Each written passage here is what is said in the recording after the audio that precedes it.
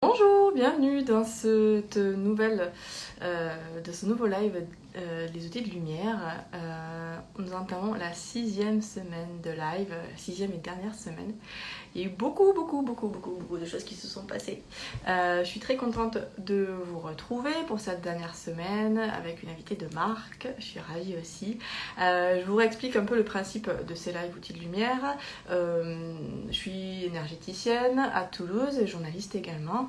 Et tous les jours en live, je reçois un praticien différent qui vient donner des outils, des astuces, des conseils, des réflexions pour essayer de passer au mieux cette période très compliquée. J'ai commencé pendant le confinement et là on continue en fait avec cette période parce que voilà, c'est pas très simple et c'est bien que chacun ait accès au maximum de ressources et puisse aller chercher en soi-même tout ce qu'il a besoin pour aller bien, pour aller mieux. Alors aujourd'hui c'est un live qui me tient bien à cœur parce que s'occuper de soi c'est bien, mais il faut aussi qu'on s'occupe des enfants qui vivent cette période de plein fouet aussi, quoi. Ils la prennent de plein fouet et parfois on a un peu de mal à les accompagner déjà dans la vie en général et alors encore plus j'ai envie de dire pendant cette période qui peut voilà, qui peuvent vivre vraiment très difficilement.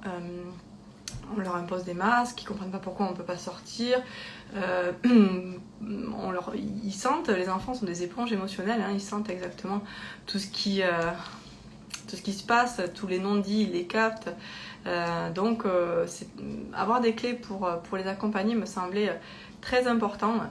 Et alors du coup, j'ai demandé à Laurence Dudek, qui est une psychopédagogue et une psychologue, de venir nous parler, de nous donner des clés. Elle écrit des livres pour enfants. J'en ai quelques-uns, moi, ici. Et surtout, elle a écrit ce livre qui s'appelle Parents bienveillants, enfin éveillés, les 10 clés de l'éducation efficace. Elle a écrit ce bouquin. Et voilà, moi je suis en train de le finir et ça aide beaucoup. En fait, c'est intéressant parce que donc elle parle d'éducation efficace, simplement en donnant des clés efficaces, quoi. Voilà, c'est exactement le mot qui marche pour comprendre l'enfant et l'accompagner au mieux dans ses émotions, ce qu'on a beaucoup de mal à faire en ce moment. Alors je regarde si Laurence Dudek est arrivée sur ce live. Alors elle n'est pas encore là, on va patienter un petit peu.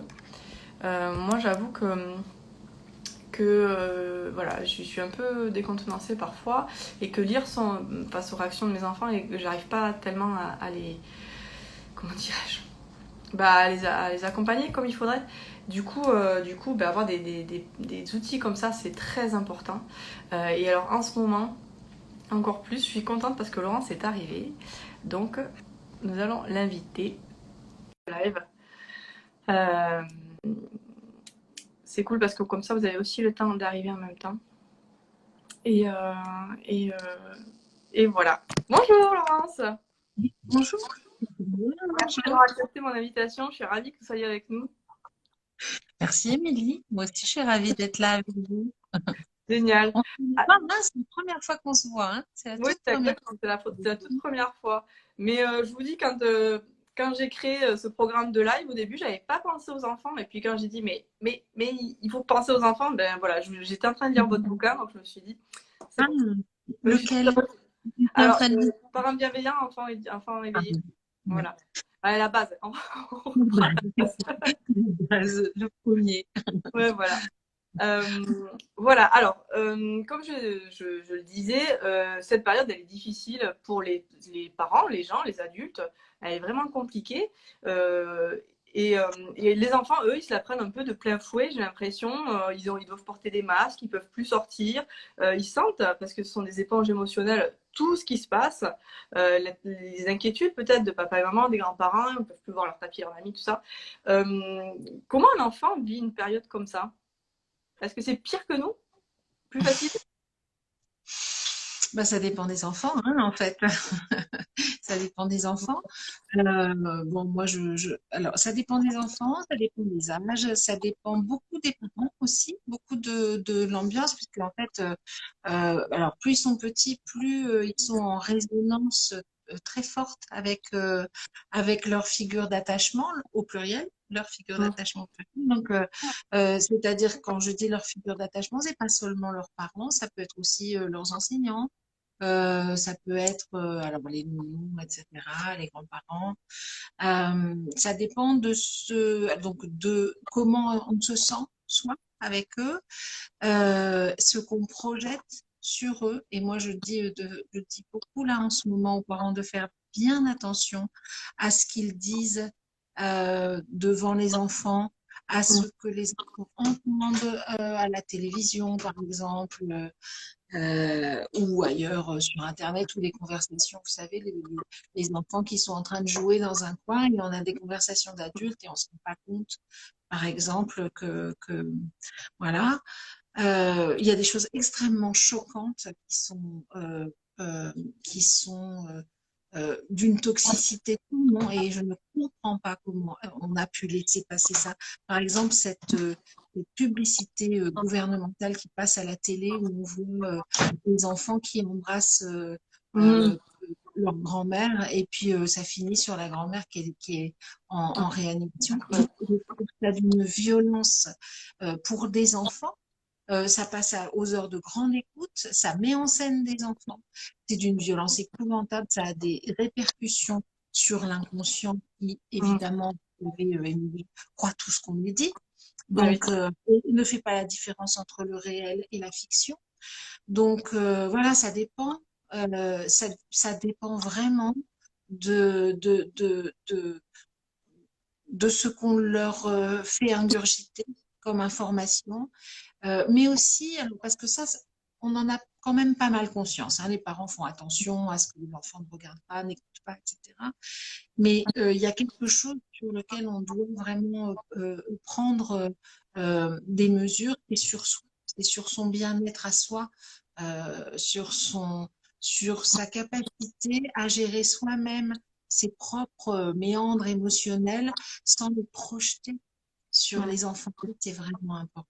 Parce que, alors évidemment, il n'est pas question de cacher ses émotions aux enfants. Hein. J'en parle beaucoup dans mon livre, dans la clé numéro 2. D'ailleurs, c'est pas possible. Mais de faire en sorte de ne pas projeter des choses et de ne pas, par exemple, soi-même pour pour guérir sa propre anxiété, donner des peurs aux enfants, par exemple. Hein, en leur disant des choses du genre si tu ne fais pas ça, tu vas être malade, si, d'accord? Parce qu'on a peur pour eux, parce qu'on a peur pour soi. Et moi, je dis toujours aux parents qui me posent la question, je leur dis, mais posez-vous toujours la question, à qui ça appartient? Ce que je vais dire là, à qui ça appartient? Hein. Voilà. Oui. Ok. Voilà. Donc ça dépend des enfants. Mais sinon, est-ce qu'ils sont plus sensibles que les adultes? Ah, je ne sais pas. Je ne crois pas. Je pense ils sont euh, plus exposés parce qu'ils n'ont pas de pouvoir. Mm. Mais ils sont plus sensibles. Non, je crois pas. Je pense qu'ils ils ont des espaces de ressourcement interne et des réflexes de réparation qui sont souvent encore intacts, plus quand ils sont petits que quand on est adulte, où on a été Justement, j'allais vous dire, réprimé. on dit beaucoup que les enfants sont très résilients. Euh, Est-ce que voilà, le fait, cette histoire de voilà, se porter des masques, voir les gens qui portent des masques autour d'eux, pas pouvoir manger avec les copains à la cantine, est-ce que ça, c'est des choses dont ils se relèveront facilement ou c'est des trucs qui vont vraiment s'imprimer pour toute leur vie? Vous voyez ce que je veux dire? Alors, moi j'aime bien, c'est bien, je suis contente que vous me posiez cette question parce que je, euh, je suis très très sensible aux prophéties qu'on fait. Ça va Mm. dépendre de ce qu'on veut nous faire croire. C'est-à-dire que si on D'accord. leur fait croire, et si on croit soi-même que ça va les impacter toute leur vie, ça va avoir une incidence gravissime, etc., qu'ils ont du mal à respirer, etc. Alors, et si on les fait entrer dans un combat, parce qu'il y a un combat idéologique et politique Bien sûr. dont pleinement consciente et auquel je participe d'ailleurs, vous le savez sans doute, puisque moi je suis une fervente militante anti-violence et anti-autorité. Donc du coup, forcément, vu ce qui nous arrive là en ce moment, on ne peut que politiquement être impliqué. Mais ça ne concerne pas les enfants, c'est-à-dire ça les concerne dans la mesure où ils peuvent s'exprimer et dire et qu'il ne faut pas réprimer ce qu'ils ressentent et ce qu'ils pensent, mais sûrement pas. Mais il faut quand même faire bien attention, et c'était la clé numéro 5 de l'éducation efficace, les enfants croient tout ce qu'on leur dit, Ouais. que ils vont, l'inconscient va par ce phénomène d'attachement et les neurones miroirs, et puis tout un tas de réseaux neuronal qui va fabriquer des croyances, qui va fabriquer une propension à répondre aux attentes et aux prophéties qui sont posées. Donc vous savez, c'est ce que Cyrulnik appelle le deuxième coup. Quand on dit à un enfant qui s'est fait mal ou qui a eu mal ou qui a eu un traumatisme, oh là là, mon Dieu, mais alors c'est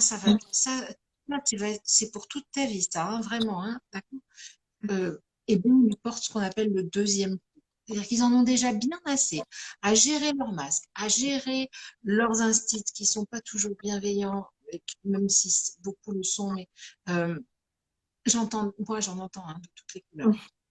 Donc, qui ne sont pas toujours, on va dire, délicats. Ouais. Hein, et qui ne sont pas non plus très heureux en ce moment. Hein, donc, du coup, forcément, les adultes, la gestion de leurs propres besoins, etc., c'est pas la peine de leur ajouter nos propres croyances sur est-ce qu'ils vont être impactés.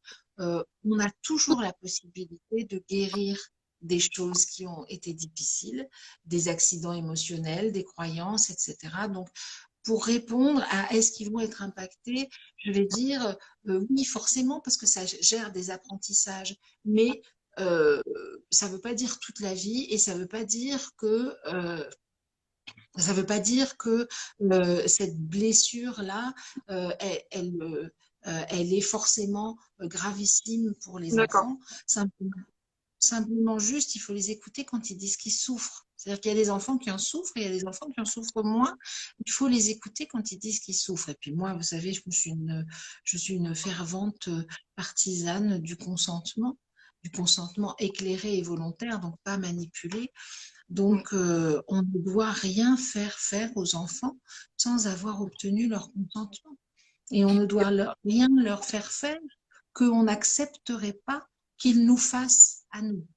D'accord? Et Donc, par exemple, si un enfant refuse de mettre le masque, qu'est-ce qu'on fait? alors, ça se passe pas comme ça. Ça se passe pas comme ça. Ça se passe pas sur je refuse de mettre le masque. Euh, euh, c'est un peu comme c'est comme si un enfant refuse de manger, de moucher son nez, de s'habiller, etc.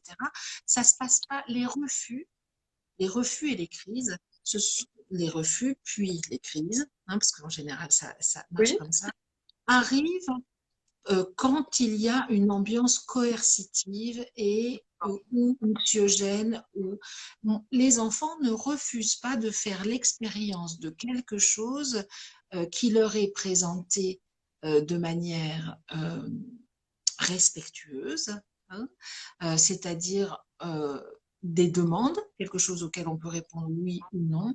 Ils ne refusent pas d'expérimenter quelque chose quand leurs émotions sont apaisées par rapport à ça. Et quand ils refusent, c'est que quelque chose de contextuel n'est pas OK, n'est pas congruent par rapport à. D'accord? Donc, D'accord. s'ils refusent, ça, c'est pas, ils refusent de mettre le masque. C'est, il y a quelque chose qui Ouais. dysfonctionne de la manière dont on leur présente les choses et dont ils ressentent les choses. D'accord Ok. bon, vous savez aussi que les enfants, ça c'est la clé numéro un, apprennent essentiellement par imitation. Ouais. Donc si toi-même on est en rejet vis-à-vis du masque, vis-à-vis du fait de porter un masque, et que on ne le porte pas, etc., on ne peut pas faire aux enfants des choses qu'on ne fait pas soi-même. Hein, ça, c'est vraiment Mm. une évidence. Donc, après, bon, euh, il faut toujours se poser la question par rapport à un refus. J'ai une vidéo qui s'appelle Les refus et les crises, une petite vidéo conseil. Là, j'ai fait des petites capsules, il y en a 8, et où j'explique très bien. Euh, euh, les refus, c'est déjà quelque chose qui est déjà avancé dans le conflit. C'est-à-dire que D'accord, quand un enfant refuse quelque chose, c'est que déjà il y a un problème. d'accord, D'accord? La plupart des enfants sont très ouverts à tout. Hein, ils veulent tout essayer, tout goûter, tout, etc. S'ils refusent, c'est que soit il y a une expérience précédente qui a marqué un ancrage sensoriel qui se réactive au moment où on répète cette expérience ou qu'il y a une expérience qui ressemble, hein, soit parce que le contexte n'est pas favorable. Donc, moi, je ok, dis toujours, face à un refus, il faut reculer, hein, toujours. d'accord, Renoncer provisoirement et faire baisser la pression, vraiment. ok. Et rester, prendre le temps. Il n'est pas question, vraiment pas question d'insister avec anxiété, ou alors avec colère, ou avec des explications rationnelles. De type, tu sais, c'est obligé, c'est pour ta santé, tu sais, sinon, tout ça, c'est Ça toujours marchera pareil, pas. hein. Mm. Tiens, ça leur appartient pas. Ça dépend de l'âge aussi, hein. Voilà. Oui. Il y a une période où ils y sont dans le refus un peu systématiquement pour, quand ils sont tout petits pour se construire aussi. Donc, bon, mais là, ils portent le masque à cet âge-là. Donc, Alors, il n'y a pas de période où ils sont dans le refus systématiquement. Ça, c'est une croyance la aussi. période du non, c'est vrai, il faut que je la sorte alors, parce que là, je suis en plein dedans. Je vais la sortir. Ce qu'on appelle, et je déteste cette appellation, le terrible two. Hein, alors c'est un peu, le terrible two, c'est l'adolescence des bébés. Hein. C'est ce En qu'on dit, réalité, ouais. En réalité, il n'existe pas le refus systématique.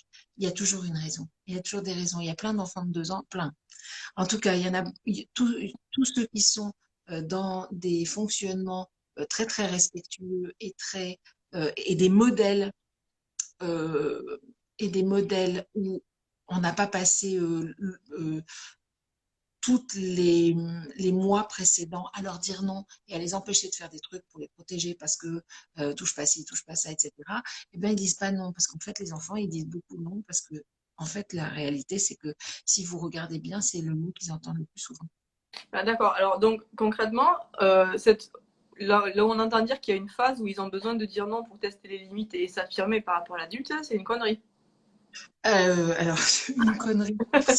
En tout cas, c'est un raccourci qui est issu D'accord. de la psychologie clinique imprégnée de psychanalyse freudienne qui raconte des choses qu'on ne prouve pas, hein, qu'on n'a D'accord. jamais prouvées.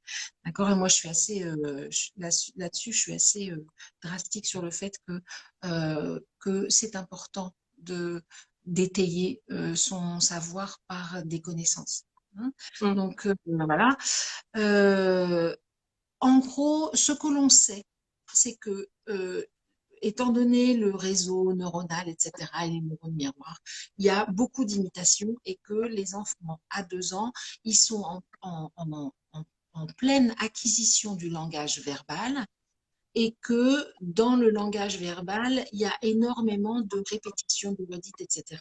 Et aussi dans le non-verbal, donc c'est non, pas, etc. Mm. C'est toutes ces choses qu'ils entendent. Il y a ça. Mais il n'y a pas que ça. Il y a aussi, et c'est vraiment très important, et c'est pareil à l'adolescence, il y a aussi le fait que la période des 2 ans, c'est un séisme sur le plan de l'évolution, sur le plan du développement de D'accord. l'enfant. C'est un moment où d'un seul coup, plein de besoins euh, euh, apparaissent, d'autres se mettent en retrait et où très souvent les parents n'ont pas le temps, les adultes en général, n'ont pas le temps de s'adapter aux besoins. Hein, du jour au lendemain, il n'y a plus autant de siestes, plus autant de sommeil, plus autant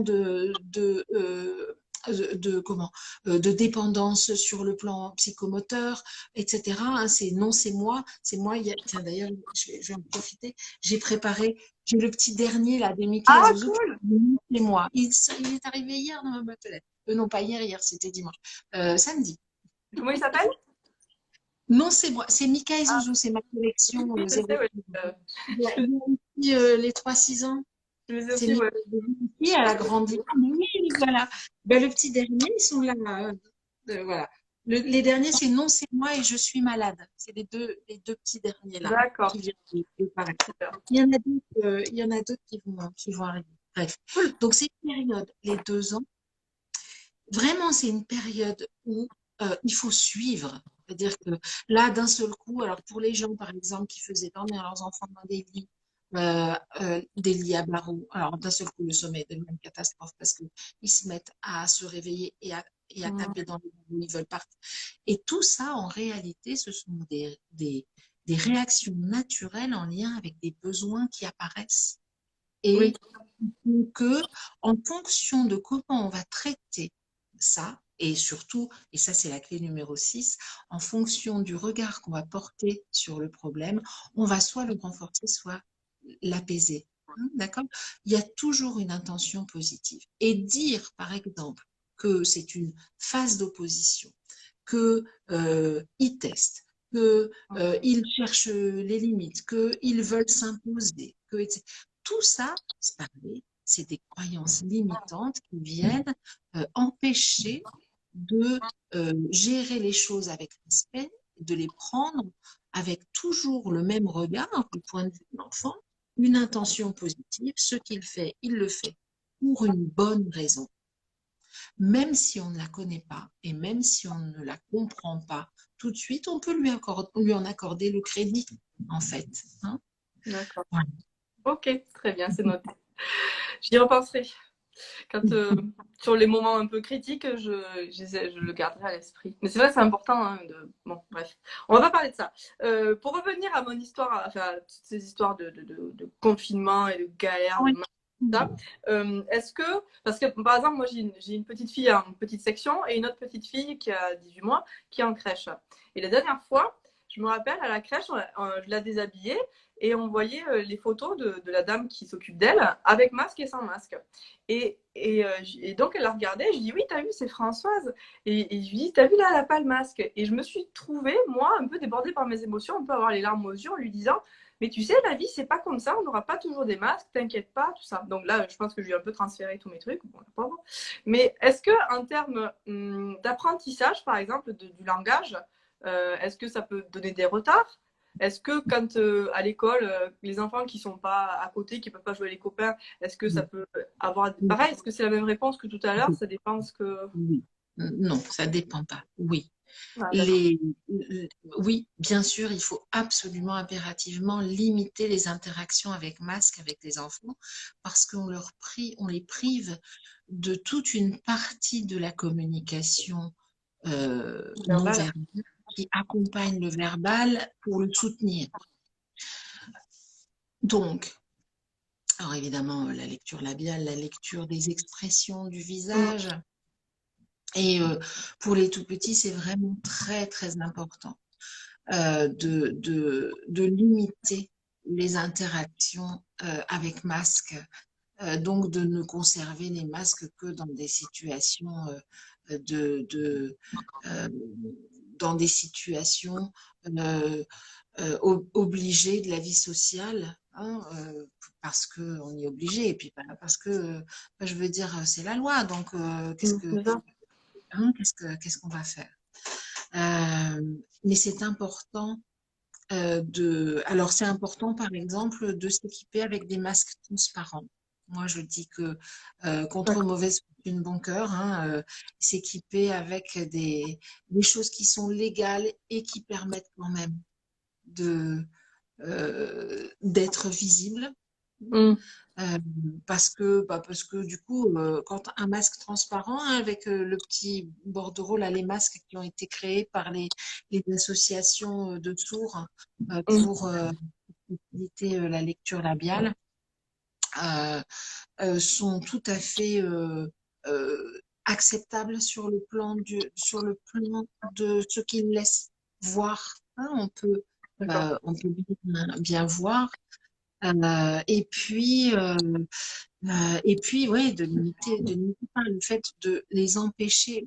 Alors, il y a quelque chose de vraiment très, très dommageable, mais moi, j'ai vu, je ne sais pas comment ils font à la crèche de votre fille, mais je vois bien, et heureusement, dans les crèches et dans les maternelles, les maîtresses, elles prennent quand même les enfants dans les bras.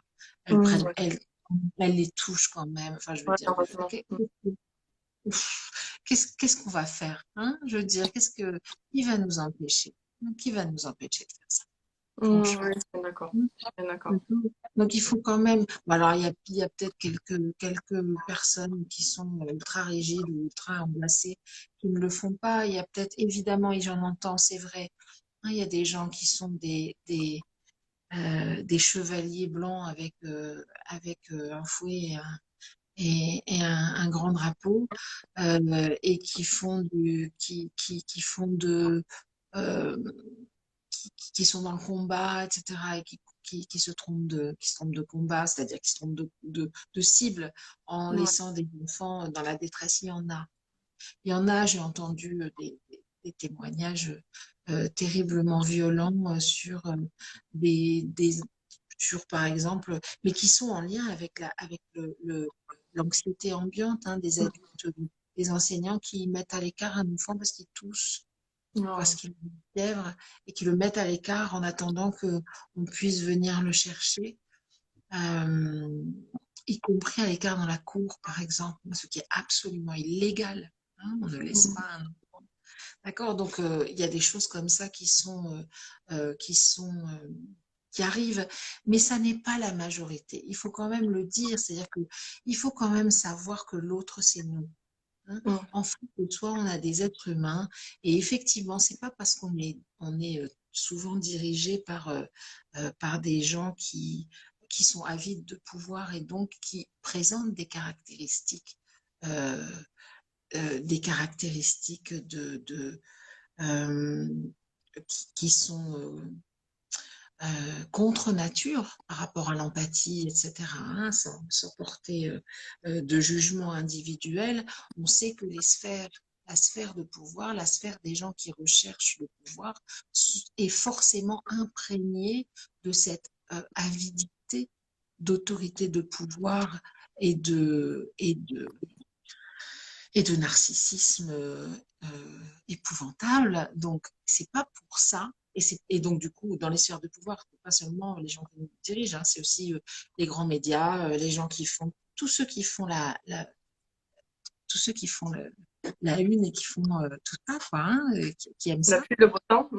C'est pas pour ça que le commun des mortels dont nous faisons partie ne reste pas imprégné de l'empathie des primates que nous sommes. Nous sommes, l'autre c'est moi, les parents, les autres parents, même s'ils ont des opinions différentes, même s'ils sont aussi parfois imprégnés de tout ça et manipulés, qu'il y a quand même beaucoup d'anxiété, c'est quand même nous. Hein, c'est nous ensemble, nous tous, nous, nous les humains, eh ben nous, on peut avoir confiance dans l'humanité de l'autre. Hein. On peut avoir confiance dans le fait que l'autre n'est pas euh, frappé d'inquiétante étrangeté En danger, ouais. et un danger. Parce que effectivement, je sais qu'il y a, alors je répète, il y a le combat politique, dont évidemment, qui pour moi est indispensable, mais qu'on peut dissocier par rapport à sa relation individuelle aux autres.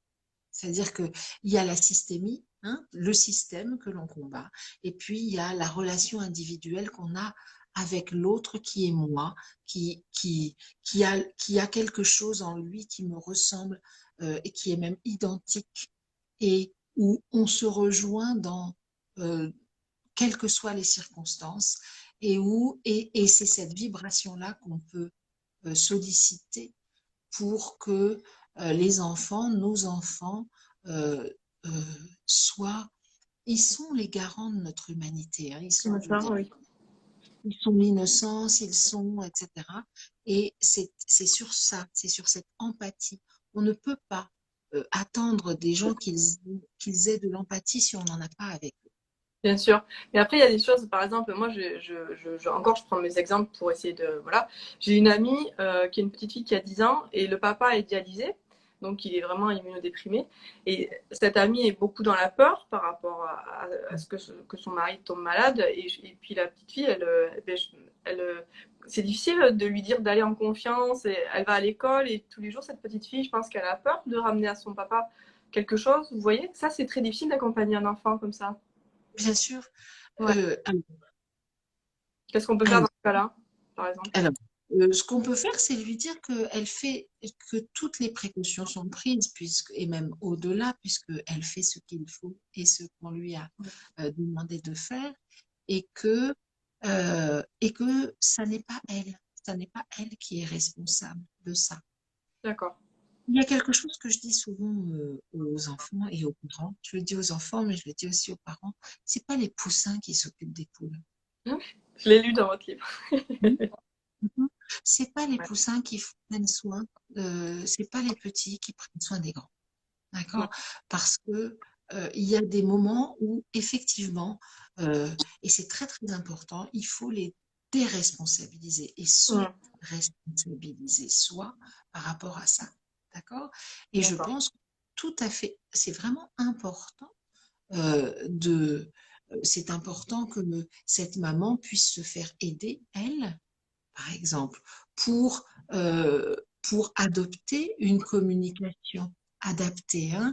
Bon, moi, vous savez sûrement, Émilie, parce que si vous lisez mon livre, vous le savez, puisque je l'explique dans mon livre. Moi, j'ai un double champ d'action et de compétences. Je suis psychopédagogue et je suis aussi Ouais. psychothérapeute. Et donc, je soigne des adultes. Je soigne des adultes qui sont d'anciens enfants. Et donc, ce qui m'a permis de voir ce qui me permet en tant que psychopédagogue de voir le résultat de Ouais. ce qu'on a vécu quand on est enfant, hein, et aussi de le soigner, de le prévenir, etc.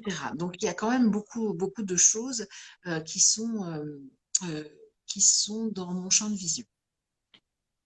Il y a quand même une chose qui est récurrente par rapport à ce que j'observe, c'est que quand on prend la responsabilité de, de ce qui arrive aux enfants, et en général, quand en systémique, on a du pouvoir, on est forcément plus responsable que celui qui n'en a pas, d'accord? Ou qui en a moins. Et c'est valable pour tous les rapports de domination systémique. Hein, c'est pas seulement les Ouais. enfants, mais enfin, quand même, les enfants, c'est les derniers maillons de la chaîne alimentaire. Hein. C'est quand même eux qui ramassent euh, le, Oui, puis ils peuvent pas se défendre, quoi. moins de Mm. pouvoir. Hein. C'est eux qui en ont le moins, hein, dans l'échelle des dominations humaines. Parce qu'après, il y a les animaux, ça c'est une autre. C'est pas une autre, mais je veux dire, on ne va pas rentrer dans cette considération-là. Mais sur le plan du pouvoir, les enfants n'ont aucun pouvoir. Ils Mm. font, ils font ce qu'on a décidé pour eux. Et même quand on est bienveillant, même quand on est égalitaire, comme je le suis moi et je l'ai toujours été, et j'ai 3 enfants, le plus grand a 32 ans, donc on a toujours, j'ai un recul sur ça et je vois plein d'enfants, j'exerce depuis 25 ans, donc je vois plein d'enfants qui ont été éduqués dans un rapport égalitaire en famille. On vit quand même en civilisation. On est quand même en patriarcat, on sait tout ça, on est imprégné de tout ça. Mm. Donc, forcément, personne n'y échappe. Non. Personne n'y échappe. Donc, ce que peuvent faire les adultes, c'est reconnaître leurs privilèges, reconnaître et y renoncer à exercer des privilèges et reconnaître donc leur responsabilité, c'est-à-dire la capacité qu'ils ont de répondre de quelque chose. Et là, dans la situation que vous racontez, je pense que la responsabilité de ces parents-là, de la maman, mais aussi du papa, hein, parce que c'est pas parce qu'il est dialysé qu'il est sans pouvoir, hein, c'est de se faire accompagner pour aider, hein, pour que le sujet c'est difficile pour notre enfant et nous, on n'y arrive pas parce que c'est aussi difficile pour nous, soit mis dans un espace où il y a quelqu'un qui va, avec neutralité, une neutralité toute relative, parce que la neutralité, c'est un vœu pieux, hein, mais en tout cas, sans D'accord. s'impliquer, sans s'impliquer personnellement, sans projeter des opinions, ce que je pense, ce que je crois, qui je suis, etc., les aider à trouver des réponses adaptées aux besoins euh, D'accord. de bien-être et de sérénité de leur enfant. Voilà. Et alors, si vous aviez un outil à partager pour nous aider à accompagner nos enfants dans cette période, ce serait quoi? Cette responsabilité ou autre chose peut-être? Alors, il y en a un qui me vient, c'est celui de la clé numéro 5, toujours, c'est par rapport à la communication. C'est l'outil, ce sont les filtres de Socrate. Mm. La vérité, utilité et bienfaisance. Euh, En termes de contenu, de communication, ce que l'on dit, pas seulement aux enfants, hein, mais ce que l'on se dit à soi-même, ce que l'on dit aux autres, etc., doit passer ces trois filtres pour être euh, comment, non violent. Euh, donc, la vérité, est-ce que ce que je dis est vrai? Est-ce que je suis sûre que c'est vrai? Est-ce que c'est quelque chose que j'ai vérifié? Est-ce que c'est une observation ou est-ce que c'est une analyse et une Mm. interprétation? Donc, ça n'est pas vrai, c'est une projection mentale. D'accord? Est-ce que c'est vrai? Est-ce que c'est quelque chose que j'ai observé? Ou est-ce que c'est quelque chose que j'ai entendu dire, que j'ai analysé, que j'ai appris, que je crois, etc. C'est vraiment très, très important de savoir ce qui est vrai. Mm. Très souvent, il y a très peu de choses qui sont vraies, hein, donc il y a très peu de choses. Et oui, il y a très peu de choses qui relèvent de l'observation. Et même l'observation, elle passe par des filtres, hein, d'accord? Mhm. Donc du coup, bah, ça permet d'en dire moins que ce qu'on dit en général. La deuxième chose, c'est l'utilité. Est-ce que ce que je vais dire va être utile? En général, ce filtre-là, il permet de faire seulement, de ne répondre qu'aux demandes, aux questions, à ce qui est sollicité, et pas de projeter des choses, hein, qui vont servir à rien ou qui vont servir à soi. Hein, c'est Quoi. utile Mm. pour moi de te le dire, mais c'est pas utile pour toi de recevoir cette information. C'est ça la projection. Et la troisième filtre, la bienfaisance. Est-ce que ce que je vais dire, une fois que je l'aurai dit, la personne en face, elle va continuer à se sentir bien ou se sentir mieux avant que je lui ai dit, est-ce que ça va lui faire du bien? Hein. Voilà. Ok. C'est un outil facile à manier, hein. Vérité, utilité, bienfaisance. Ok. Si vous d'ailleurs, je parle aux personnes sur ce live, hein, si vous avez des questions, vous n'hésitez pas à les Oui, poser. je vois plein de gens défiler là. Moi, c'est la première fois que je fais un live sur Sur Instagram? Instagram. Oui. Ouais, ben oui, on Je voit fais tout des le monde lives qui. tous les vendredis sur Facebook. Chaque vendredi à 19h, je fais des live chat, questions-réponses sur Facebook. Mais j'en ai jamais fait sur Instagram. Et Ben, je vous remercie, Émilie, de m'avoir invitée. ravie Sympa. de faire cette première avec vous. Dites, alors j'ai une question là, ça dévie un peu, mais simplement parce que voilà, par rapport, on me l'a posé pour vous la poser, et puis moi ça m'intéresse aussi par rapport à ma communauté. Alors je sais pas comment vous vous positionnez par rapport à tout ce qui est spiritualité et tout ça, mais quand on est dans ce milieu, comment on parlait aux enfants? Est-ce que j'imagine que c'est important de leur laisser leur libre arbitre, et comment parler quand ils nous disent qu'ils voient des choses ou pas des choses? Est-ce qu'il y a des attitudes à adopter ou à ne pas adopter dans ce cas-là? Ben, toujours pareil, hein, les filtres de Socrate, vérité, utilité, bienfaisance. Oui, par Toujours. exemple, sur cette spiritualité, moi, je crois en des choses profondément que je ressens et que je vis. J'en sais rien, par exemple, les anges, les archanges, tout ça. Quand si j'en parle à ma fille, je sais que ça fait un peu tiquer mon compagnon, mais je peux pas, pour moi, c'est vrai, mais je peux pas le prouver scientifiquement. Vous voyez que c'est vrai? Vous voyez ce que je veux dire? Vous n'êtes pas dans le. Alors, il n'y a aucun souci si vous dites que c'est ce que vous croyez. Ah oui, d'accord. Les croyances, moi, alors, c'est quelque chose sur lequel en thérapie, on travaille énormément, les croyances, hein. D'accord. D'abord, tout est croyance, hein. Oui, Il j'allais vous suffit dire, ça englobe. de carrière pour faire un 2 de maths physique. Et donc, je sais que tout est croyance parce qu'il y a des espaces où 1 plus 1 n'égale pas 2. D'accord? Donc, on sait exactement que tout est croyance, absolument tout. Tout ce qu'on pense, tout ce qui est mental est croyance. Ok. La vérité, les détenteurs de la vérité sont des tyrans, en général, des tyrans apeurés. On, Là, en ce qui concerne cette catégorie de croyances, moi, je conseille souvent aux gens de dire, je crois à cela parce que je crois que c'est bon pour moi. C'est Je ça. crois à cela parce que je décide d'y croire. Je décide de croire à cela. Et même si toi tu penses que je le fabrique, toi tu penses que, etc. Et même si parfois je doute, parce qu'on a toujours des doutes Mhm. sur interne, même si, eh bien, je sais que y croire et, euh, et le faire exister en moi et autour de moi, c'est bon pour moi. Et j'ai le droit. Et c'est pour ça d'ailleurs que, et j'ai le droit, en revanche, je n'ai pas le droit, en tout cas, C'est je imposé. ne dois avoir le droit d'essayer de l'imposer, d'essayer D'accord. de, de le, c'est pas seulement de l'imposer, parce que c'est pas l'imposer, parce qu'il y a des histoires de manipulation mentale, etc. Hein, de le faire croire.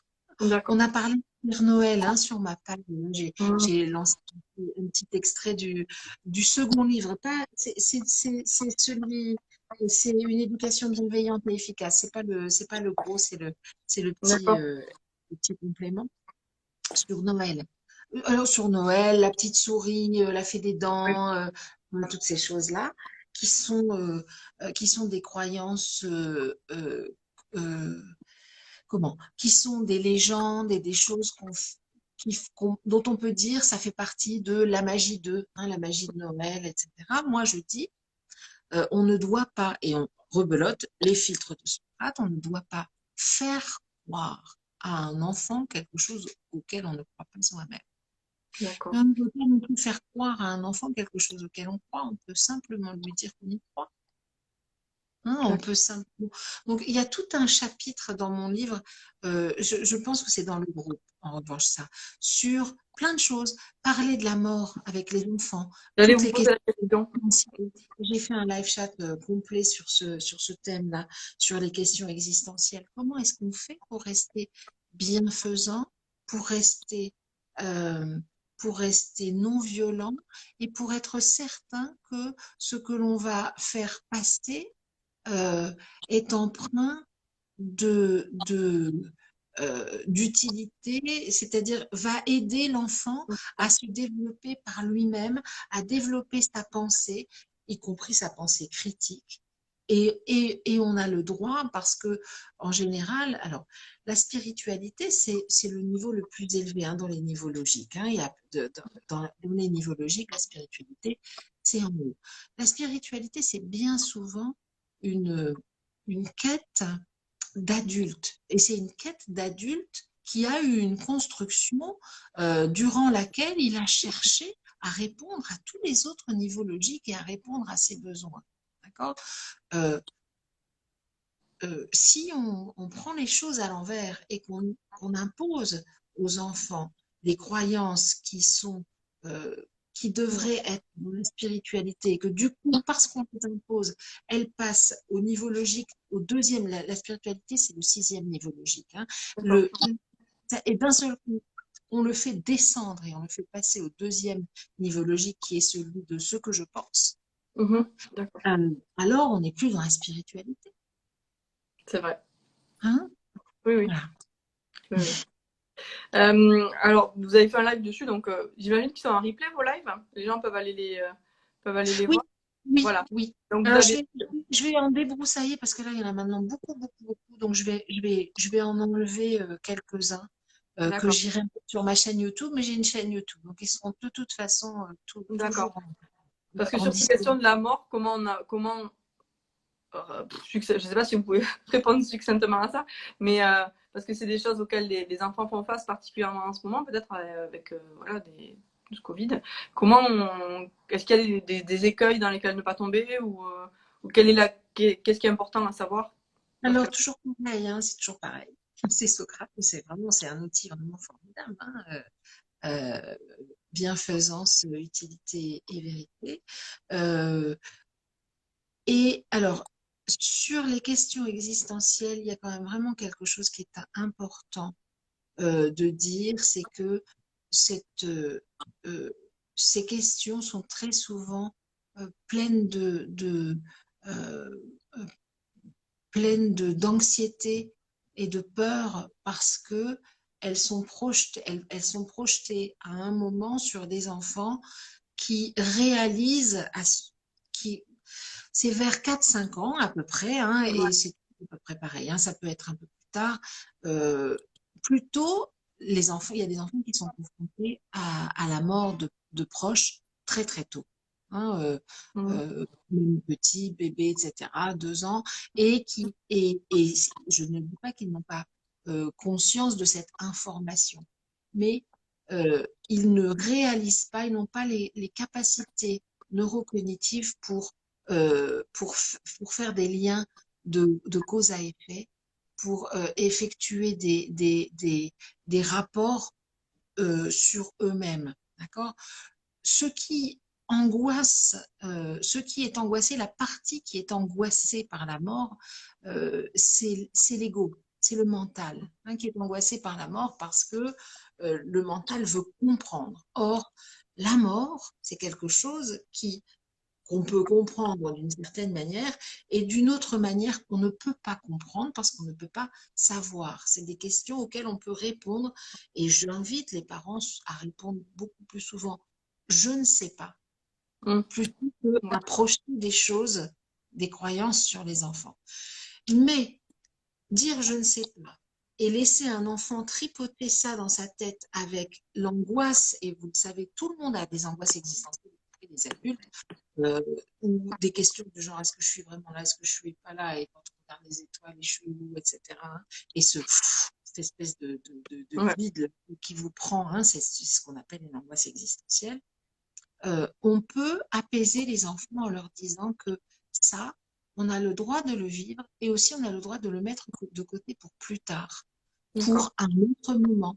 Hein. On peut dire, moi aussi, c'est très important de leur dire, moi aussi, quand j'imagine, si j'imagine ma propre mort ou la tienne, ou celle de mamie, etc., eh bien, je suis pas bien, j'ai peur, j'ai aussi de l'angoisse et c'est pour ça que j'essaie de pas trop y penser et que je pense à autre chose et que on peut en parler un peu et puis aussi on peut penser à autre chose et puis si la question revient on peut en reparler, etc. Il y a vraiment une question, il y a quelque chose de l'ordre euh, du temps long. Hein. On n'apprend pas, on ne dit pas aux enfants bon ben on va leur parler de la mort, ça y est on leur a parlé de la mort, c'est pas comme ça. Les questions Ouais. existentielles, c'est des questions qui nous accompagnent toute notre vie. Bien sûr. C'est le début. Ça commence vers 4-5 ans. Hein, et puis des phases existentielles, on en a tout au long de la vie.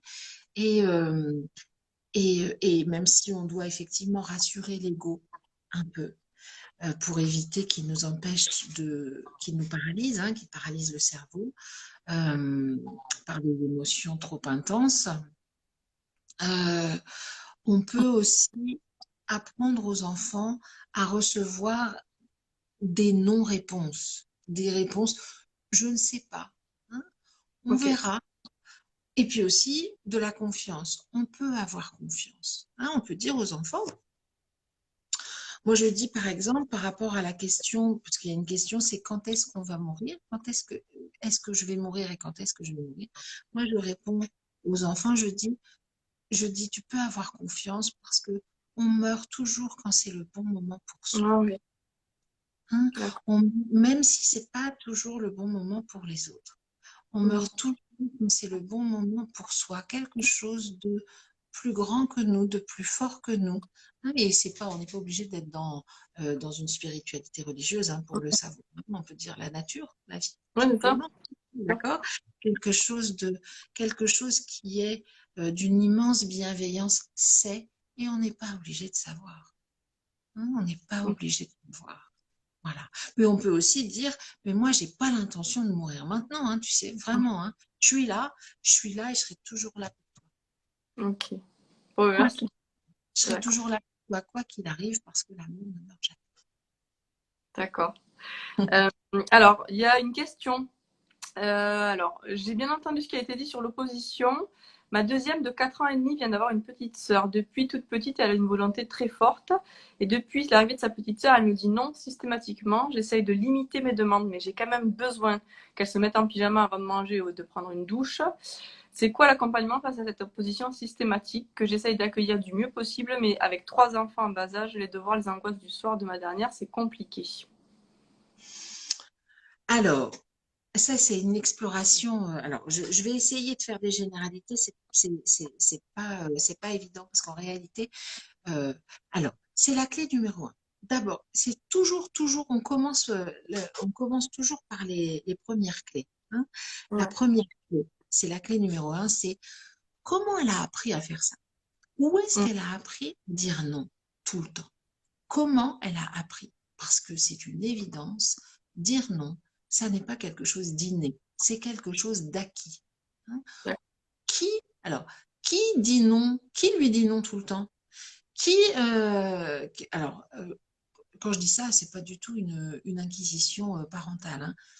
Hein. Il y a plein d'espaces où on dit non aux enfants, tout le temps. Plein d'espaces. Et on s'aperçoit par exemple que très souvent, les enfants, d'une année sur l'autre, ils changent de comportement parce qu'ils jouent à la Ouais. maîtresse, par exemple. Hein. Pardon, j'ai juste simplement.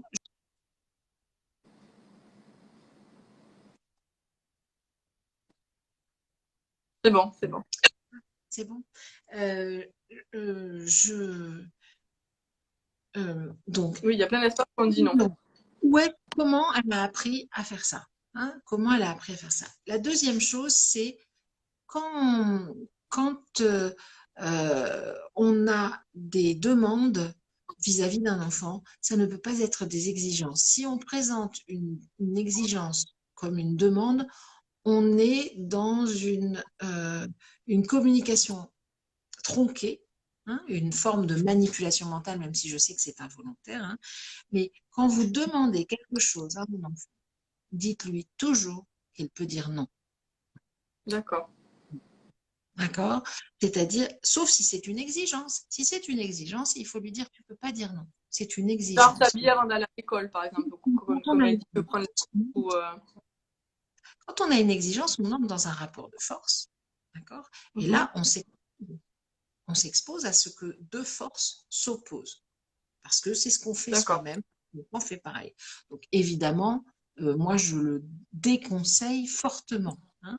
Mais prendre conscience qu'une demande, c'est quelque chose auquel on peut dire non et la manière dont on le demande doit répondre à un des prérequis de l'éducation efficace, ne jamais penser, dire, faire à un enfant quoi que ce soit, que soi-même on n'accepterait pas qu'il pense, dise ou fasse avec nous. D'accord? Donc ça déjà, ça fait baisser le niveau. Hein. Mhm.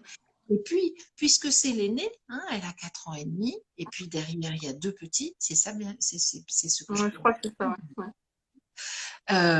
eh bien, il y a aussi le fait que bien souvent, les aînés sont parentalisés beaucoup trop tôt Ouais. ou responsabilisés beaucoup trop tôt et ils reçoivent des injonctions tacites au sacrifice hein, par le fait d'être tirés en arrière par les petits qui ont beaucoup de besoins. Et donc, c'est fais pas de bruit, ta sœur dort, elle est au milieu. Je vois, elle écrit, elle est Mhm. au milieu. Ah ouais, alors, j'ai écrit quelque chose sur l'enfant du milieu. Je me demandais même si j'allais pas faire un livre sur qui s'intitulerait comme ça, parce que c'est toute une, euh, comment, c'est plein de stéréotypes en fait. Il y a Mhm. plein de choses que j'observe qui sont effectivement, qui se répètent. hein, sur l'enfant du milieu. Alors, l'enfant du milieu, alors, non seulement, il, l'enfant du milieu, c'est un enfant qui cherche souvent, très souvent, sa place. On est en plein dans fais pas de bruit. Bah oui, parce qu'il y a un petit. Alors, d'un côté, on est dans fais pas de bruit, et de l'autre côté, il y a la place du grand qui est déjà prise. Hein, donc, Mm. trouver sa place, c'est pas facile. Entre deux enfants qui ont, alors, l'aîné qui a déjà sa place, qui est en général plutôt, c'est une généralité, hein, je veux surtout pas que des gens se sentent mal avec ce que je vais dire, mais c'est quand même une généralité. On va dire que l'aîné, c'est plutôt, c'est encore, je suis désolée, j'ai des appels sur mon téléphone. Mm. Ne vous inquiétez pas. Je dois les, Ne vous inquiétez je pas. dois les rendre. Je, l'aîné, lui, en général, il a plutôt une place de sachant. Hein, c'est celui qui sait. Et D'accord. donc de sage. C'est celui qui est plutôt sage, qui est plutôt dans la, euh, dans le, dans l'expansion parce qu'il a eu de la place, parce il a été seul, etc. Hein, Oui. d'accord? Et puis, le petit qui arrive, il vient détrôner la place de petit du deuxième. Hein, Ouais. et le deuxième se sent dépossédé de de sa place parce que entre un grand et un petit, il y a une, il y a une place là, cette place du moyen là. Qu'est-ce qu'il va avoir comme caractéristique? Qu'est-ce qu'elle va pouvoir faire? Et bien souvent, il arrive souvent que la caractéristique qui arrive, euh, euh, qui domine, hein, qui arrive là, c'est la caractéristique de l'enfant qui est pas content, qui est jamais content, qui est pas Ah, content, qui est, d'accord. etc. Donc ça, c'est un travail thérapeutique en fait, hein, thérapeutique familial, c'est-à-dire que bon alors j'invite vraiment tous les gens qui m'écoutent à lire mon livre parce que il contient toutes les réponses à ces questions-là. Mais si on n'y arrive pas, parce que alors lire c'est pas forcément facile, parce que etc. Parce que on n'a pas le temps, puis quand on a trois enfants en plus, et entre deux tétés, on doit lire un bouquin, bah, prendre un rendez-vous et se faire aider. Parfois c'est une seule séance hein, pour se faire guider Mm. sur se faire donner des clés facilement. Ça peut être un bon investissement pour, euh, pour euh, pour la suite, hein, vraiment. Voilà. Ok. Mais D'ac- ça peut être un travail thérapeutique. Euh, ouais, D'accord. ouais. Alors, je vais vous poser une dernière question que je pose à tous les praticiens qui viennent en fait dans ce live, dans ces lives. Il y a un truc qui s'effondre, un monde qui s'effondre en ce moment, et on va vers ce qu'on dit un nouveau monde, une nouvelle terre. Si vous aviez un mot pour la caractériser, lequel ce serait?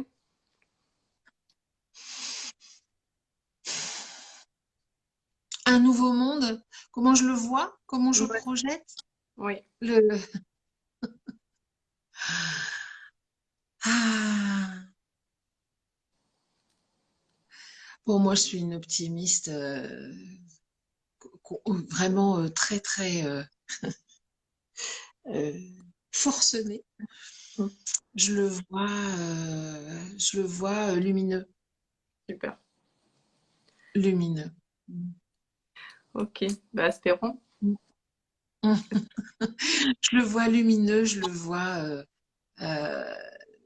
je le vois plein de merveilles, plein de, ouais, Mais il y a beaucoup de c'est choses. comme ça que Dès que, par exemple, ce qu'on fait, notamment sur l'éducation, euh, on est en train de tout changer vraiment par rapport à ce qui était fait depuis, je sais pas, des millénaires. ouais, Et c'est donc, parce que ouais, il faut juste se mettre d'accord sur ce qu'on entend par nouveau monde.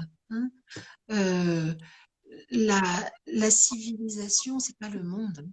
hmm, Et puis, bah ouais, enfin, je veux dire, si on regarde la société par la lucarne de ce qu'elle nous donne à ingurgiter sur le plan de l'information, ah évidemment, oui, euh, mais ben, moi, je regarde par la fenêtre, là, je vois que le ciel est bleu, aujourd'hui.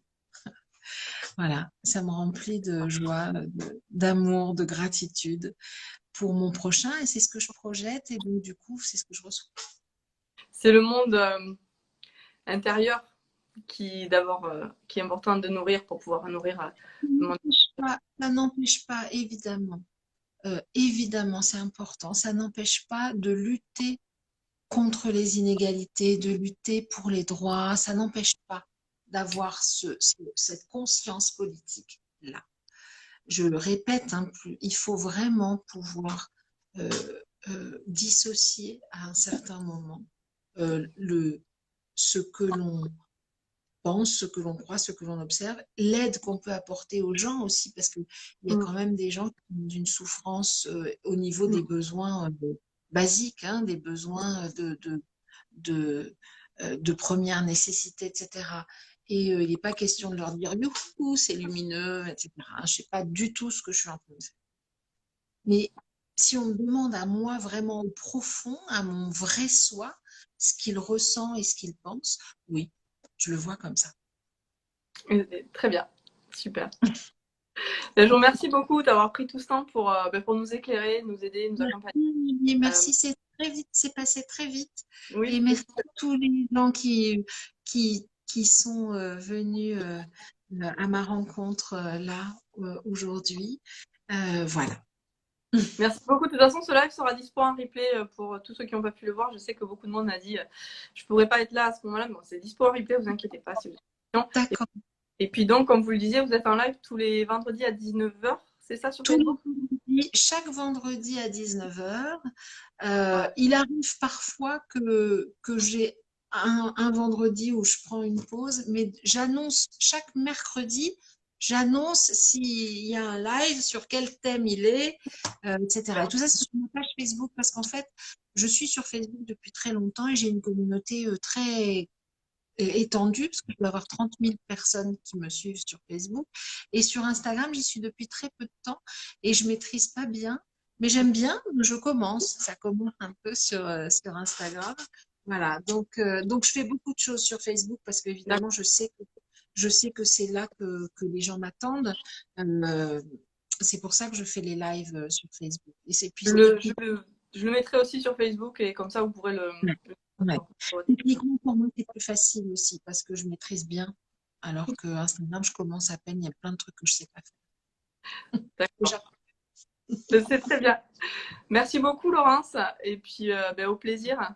Merci. Et puis, je vais dire quelque chose. Là, je me souviens plus de son prénom. J'ai un problème avec les prénoms et les noms. Euh, une personne qui m'a présenté à vous. Je crois qu'elle s'appelle, je me souviens. Son compte, c'est Balade au clair de lune. Oui, oui. Elle s'appelle Claire, oui. Claire, c'est ça, voilà. Eh bien, je la remercie parce que c'est elle qui a fait le lien et, Exactement. et qui est vraiment qui me suit, etc.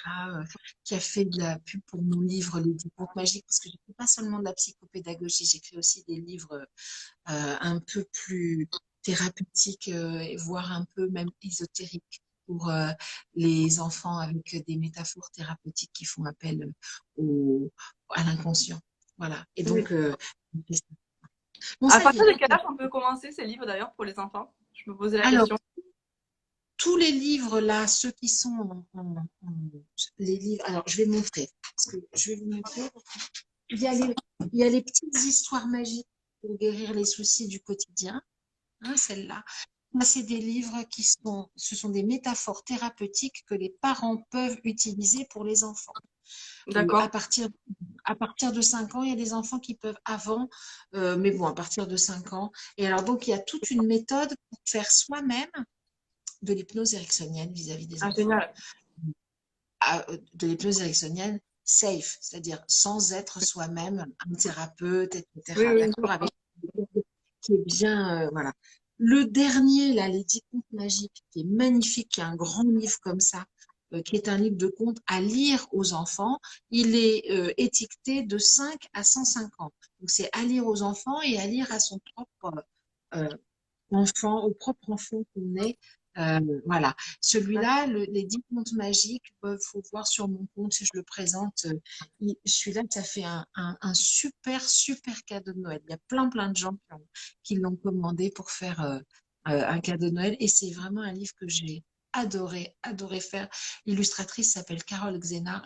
J'ai vraiment, pour moi, c'est un livre que j'ai vraiment pris beaucoup de plaisir à écrire et que j'ai du plaisir à relire. Donc ça, c'est aussi... Super. Mais j'ai ma petite qui va avoir 4 ans en janvier et j'hésitais à lui prendre et je me suis dit que c'était un peu tôt donc j'ai pas franchi le pas, je vais patienter un peu. Alors, vous pouvez le prendre pour vous. Ouais, ouais, ouais, c'est vrai. C'est vrai. On attendra un tout petit peu avec elle. Et Il puis, il est plein de magie, vraiment. génial. Plein de magie. De magie au sens de Jodorowsky, hein, la psychomagie. Des choses qui sont dites et qui vont transformer des choses à l'intérieur de soi. C'est pas pour Merveilleux, nous. vous m'avez convaincue. Super. Voilà. Bon, merci beaucoup encore Laurence et puis ben, je vous souhaite de bonnes fêtes et puis au plaisir. Merci. Au revoir.